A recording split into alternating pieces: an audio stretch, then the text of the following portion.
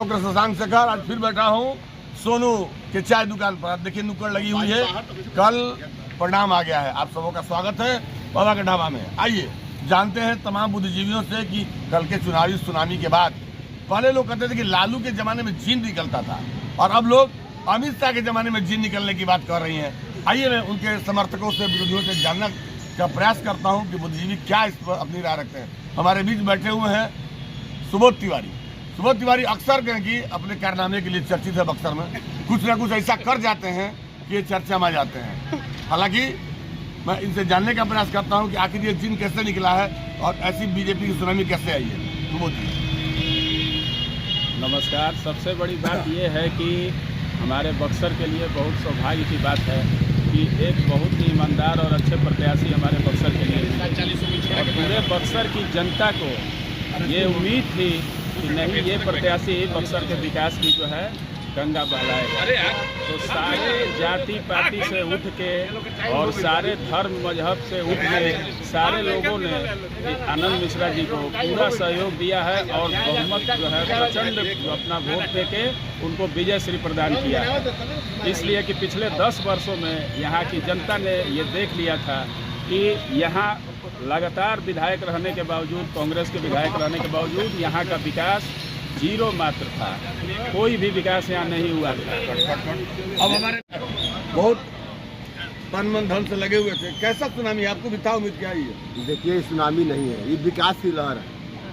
और पहले ज़माने में लालू के ज़माने में जिन निकल रहा था, अब की बार विकास निकला है। और यहाँ जो प्रत्याशी चुने गए हैं बहुत ईमानदार और बहुत कर्तव्यनिष्ठ हैं। विकास बक्सर में होगा ये मुझे उम्मीद है। अब विकास के लिए इनका कहना। देखिए हमारे बीच बैठे हुए हैं रिटायर्ड इनकम टैक्स अधिकारी सनत पांडे जी।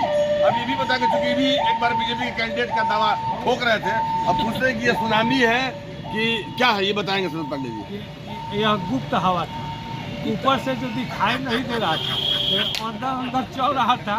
इसी हवा का परिणाम। अब इसमें चाहे जो भी कहिए, 10,000 रुपया कहिए या जो कहिए, इसका इसी का प्रभाव औरत भी है। पूरा औरत सबका वोट। मैंने आपको थी उम्मीद कि सुनामी का वोट आएगा ना, ऐसा दिखाई नहीं पड़ रहा था, लेकिन है तो है। क्या कुछ हेर फेर भी लग रहा है क्या? ना